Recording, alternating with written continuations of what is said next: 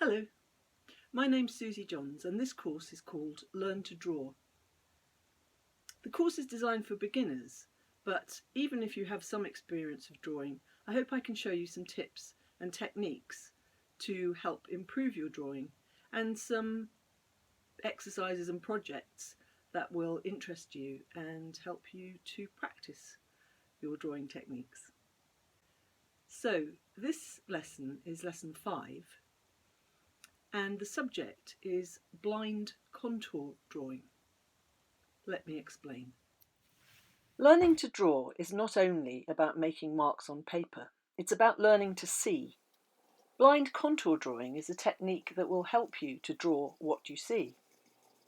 It's important when making a drawing of something to ensure speedy communication between your eye and your hand, the hand that's holding the pencil, before your brain has too much time to analyse and simplify the information.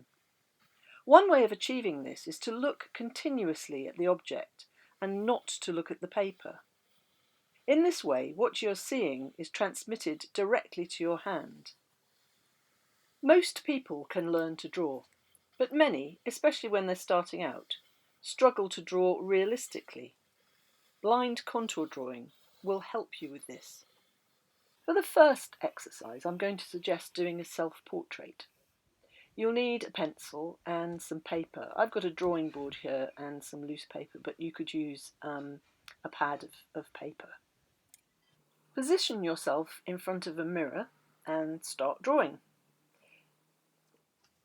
You do have to understand before you start that the drawing you are going to create will not be realistic. It will look a little uncoordinated, a bit messy, and it certainly won't be flattering. This exercise is to make you understand more about the process of drawing, and it's not about creating a work of art. Remember to look at your reflection in the mirror and not at the paper. And it works best if you keep your pencil in contact with the paper at all times. It should only take you a couple of minutes to complete your drawing. Obviously, the one I'm doing here has been speeded up. And when you've finished, start with a new piece of paper and do another one. Do several. The more you can practice this blind contour drawing exercise, the more it will help your hand-eye coordination.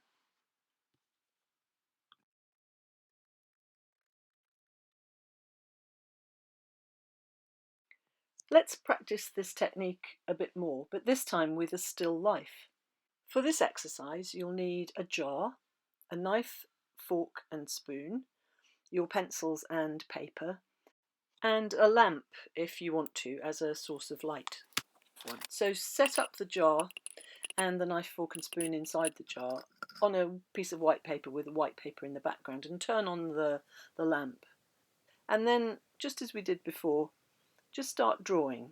And remember, you are looking at the object, but you are not looking at the paper. This is a blind contour drawing.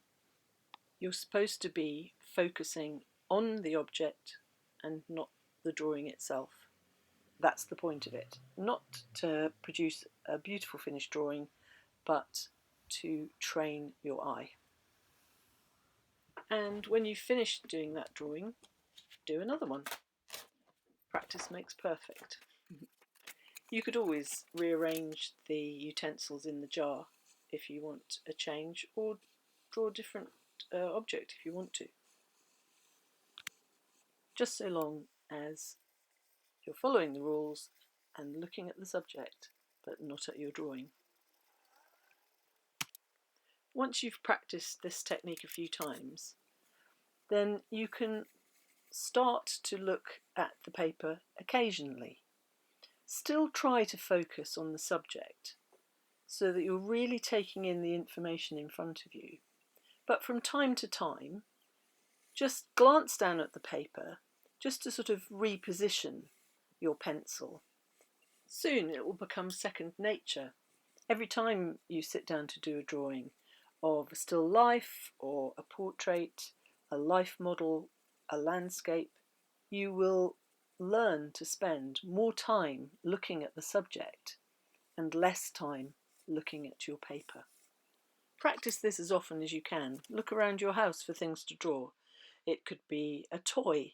It could be your toothbrush and toothpaste. It could be kitchen utensils, fruit in the fruit bowl, jars of food in the cupboard. Keep drawing, and please do join me for the next lesson in this series, which is about tonal drawing. Thank you.